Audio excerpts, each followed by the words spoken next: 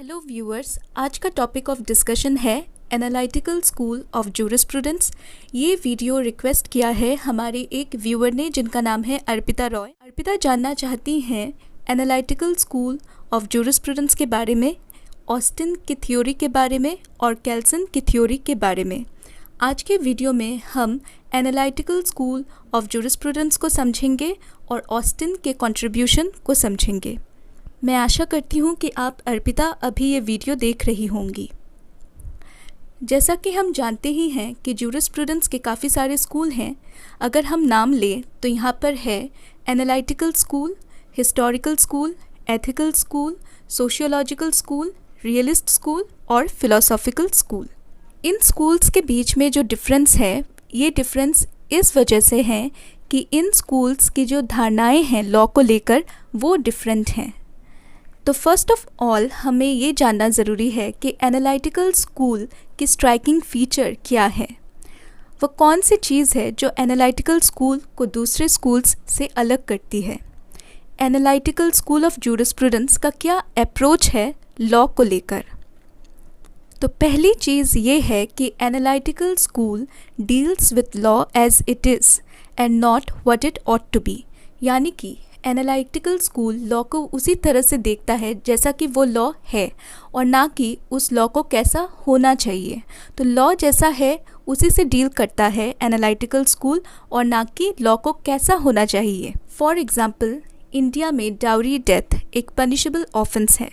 Section 304B IPC का deal करता है डाउरी डेथ्स को लेकर। सेक्शन 304B डाउरी डेथ को एक ऐसा पनिशेबल ऑफेंस मानती है जिसके लिए मिनिमम पनिशमेंट है 7 साल की सज़ा और मैक्सिमम पनिशमेंट है लाइफ इम्प्रिजनमेंट यानी कि उम्र कैद की सज़ा। पर देखिए, किसी भूखे इंसान को खाना ना देना ये कोई अपराध नहीं है, इसके अगेंस्ट कोई लॉ भी नहीं है। फॉर एग्ज़ाम्पल, अगर आपके पास एक बहुत ही गरीब इंसान आता है और आपसे खाना मांगता है पर आप उसको नहीं देते, जिसके कारण से वो मर जाता है, तो इसके लिए आपको कोई सज़ा नहीं हो सकती।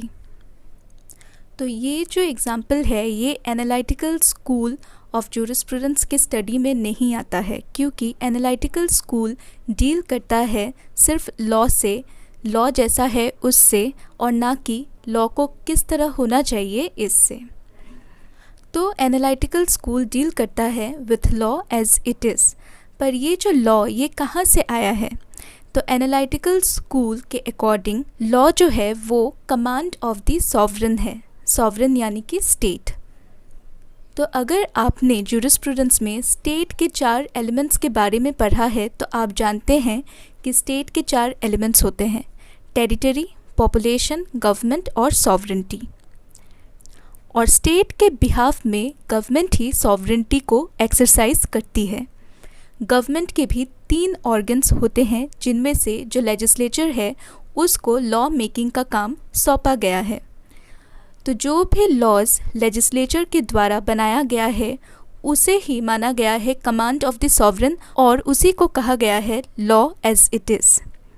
तो इसी से जो एनालिटिकल स्कूल है हमारा वो डील करता है। Analytical school of jurisprudence law का जो पास्ट है इससे कंसर्न्ड नहीं है और लॉ का जो फ्यूचर है इससे भी कंसर्न्ड नहीं है।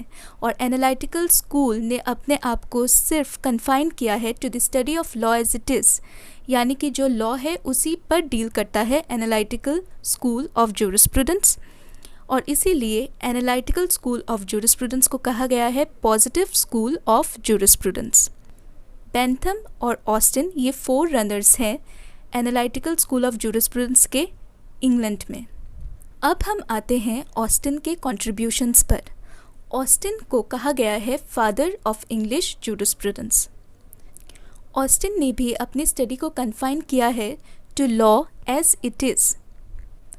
ऑस्टिन भी यही मानते हैं कि जो लॉज लेजिस्लेचर के द्वारा बनाया गया है वही ही असल में लॉज हैं, और इसीलिए ऑस्टिन ने उन्हें कहा है लॉज प्रॉपरली सो कॉल्ड। और जो लॉज लेजिस्लेचर ने नहीं बनाया है, जो कि असल में मॉरल्स हैं, उन्हें ऑस्टिन ने कहा है laws improperly so called. Austin का जो मेन एम्फेसिस है वो है सेपरेट करना लॉज और मॉरल्स को। ऑस्टिन ने इस तरह से कहा है कि the existence of law is one thing and it's merit and demerit is another. Austin मानते हैं कि लॉज असल में कुछ ऐसे रूल्स हैं जो कि पॉलिटिकल सुपीरियर मैन बनाता है पॉलिटिकली इन्फीरियर सब्जेक्ट्स के लिए। इसलिए ऑस्टिन का जो सिस्टम ऑफ लॉ है वो लॉजिकल है, क्योंकि इसमें लॉजिक है, क्योंकि ये लॉ लेजिस्लेचर से आया है। ये कोर्सिव है, यानी कि इसमें एलिमेंट ऑफ फोर्स प्रेजेंट है, और ये एनफोर्सिएबल है, यानी कि इस चीज़ को एनफोर्स कराया जा सकता है।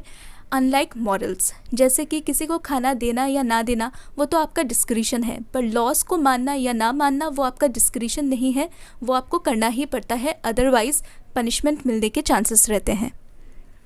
ऑस्टिन मानते हैं कि किसी भी लॉ के 4 एलिमेंट्स होते हैं।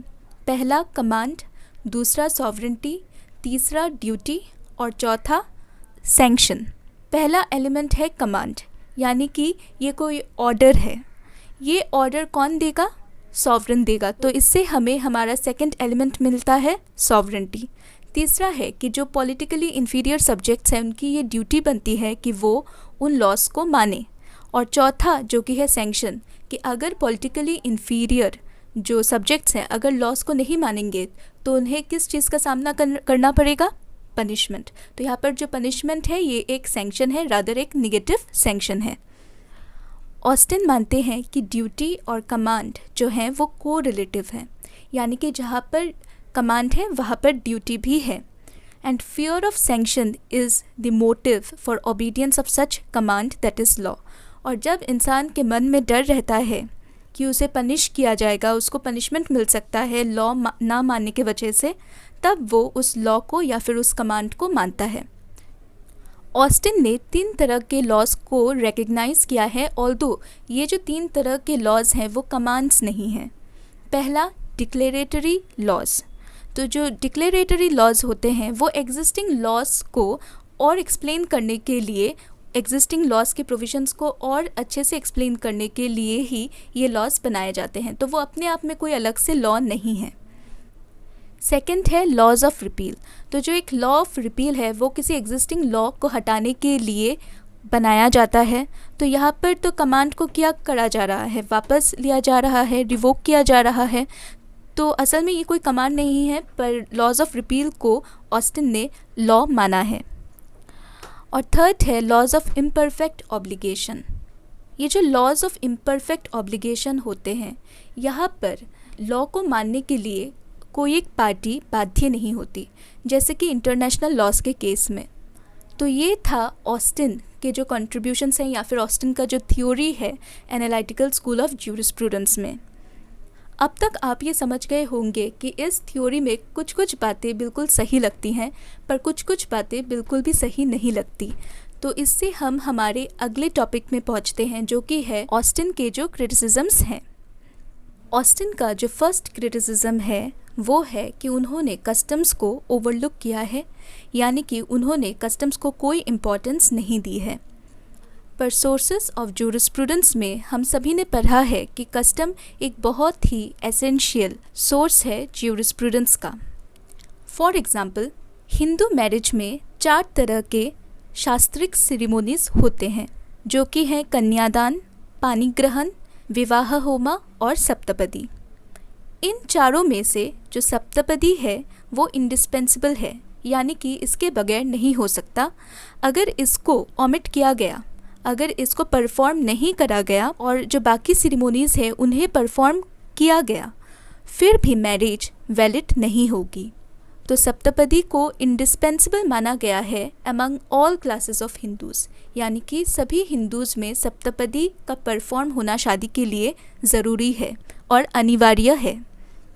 पर अगर शादी में जो 2 पार्टीज़ हैं, एक ब्राइड ग्रूम का और दूसरा ब्राइड का, इन दोनों पार्टीज़ में अगर किसी एक पार्टी में कोई एक कस्टमरी सेरेमनी प्रिवेलेंट है और अगर उस कस्टमरी सेरेमनी को परफॉर्म किया गया तो वही एनफ होगा शादी की वैलिडिटी के लिए। फॉर एग्ज़ाम्पल, संथाल्स में सिर्फ सिंदूर लगाना ही मोस्ट इम्पॉर्टेंट चीज़ है, और जब हस्बैंड ब्राइड को सिंदूर लगा देता है तो शादी कंप्लीट हो जाती है, क्योंकि वही एक एसेंशियल सेरेमनी है। यहाँ अगर सप्तपदी को परफॉर्म नहीं भी किया गया फिर भी शादी को वैलिड माना जाएगा। ऑस्टिन के थ्योरी का जो सेकंड क्रिटिसिज्म है वो है कि उन्होंने जजमेंट लॉ को कोई इम्पोर्टेंस नहीं दिया है, पर हम ये जानते हैं कि प्रेसिडेंट्स कितने एसेंशियल होते हैं एज सोर्स ऑफ लॉ। हम ये जानते ही हैं कि जब भी कोई हायर कोर्ट कोई जजमेंट देता है तो वो जो जजमेंट होता है वो लोअर कोर्ट्स पर बाध्य होता है, और लोअर कोर्ट्स जब भी कोई राय सुनाते हैं तो वो प्रीवियस जजमेंट्स को देखते हैं और जो सुपीरियर कोर्ट्स के जजमेंट्स को देखते हैं और उन्हीं के हिसाब से अपना जजमेंट सुनाते हैं। ऑस्टिन के थ्योरी का थर्ड क्रिटिसिज्म ये है कि ऑस्टिन इंटरनेशनल लॉ को एक मियर मॉरलिटी मानते हैं। ये बात ठीक है कि इंटरनेशनल लॉ को एनफोर्स करने के लिए कोई सॉवरेन अथॉरिटी नहीं है, पर इसका मतलब ये नहीं है कि स्टेट के पास ये डिस्क्रिशन है कि वो चूज़ करे कि इंटरनेशनल लॉ को मानना है कि नहीं मानना। जो नॉन अबाइडिंग स्टेट्स होते हैं, जो कोई इंटरनेशनल ट्रीटी को नहीं मानते हैं, उनके अगेंस्ट कोर्सिव एक्शन लिया जा सकता है, जिनमें मिलिट्री इंटरवेंशन से लेकर डिप्लोमेटिक और इकोनॉमिक प्रेशर भी प्रेजेंट होते हैं। ऑस्टिन के थ्योरी का फोर्थ क्रिटिसिज्म ये है कि ऑस्टिन ने लॉ और मोरालिटी का जो एक इंटर रिलेशनशिप है उसको इग्नोर किया है। ऐसे कई सारे लॉज हैं जो कि मॉरल्स से इंस्पायर्ड हैं। इंडिया में ये लॉ है कि एजड पेरेंट्स को अगर कोई एब्यूज़ करता है, अबैंडन करता है या फिर इल ट्रीट करता है तो उसके अगेंस्ट पीनल एक्शन लिया जा सकता है। तो ये जो लॉ है ये एक मॉडल से ही इंस्पायर्ड है कि ओल्ड एज में बच्चों को अपने पेरेंट्स का, एजड पेरेंट्स का ध्यान रखना चाहिए। और लास्टली ऑस्टिन के थ्योरी का फिफ्थ क्रिटिसिज्म है कि ऑस्टिन ने सैंक्शन को ओवर एम्फसाइज किया है। ये बात ठीक है कि लोग गलत काम नहीं करते जब उन्हें पनिशमेंट का डर रहता है, पर यह कहना ठीक नहीं होगा कि लोग सिर्फ पनिशमेंट के डर से ही गलत काम नहीं करते। ऐसे भी लोग हैं जो कि राइटियस हैं और हमेशा राइट काम ही करते हैं, कोई गलत सलत काम खुद से ही नहीं करते। तो यहाँ पर हमने ऑस्टिन के थ्योरी के क्रिटिसिज्म्स को कवर कर लिया है। मैं आशा करती हूँ कि आपको समझ में आया होगा।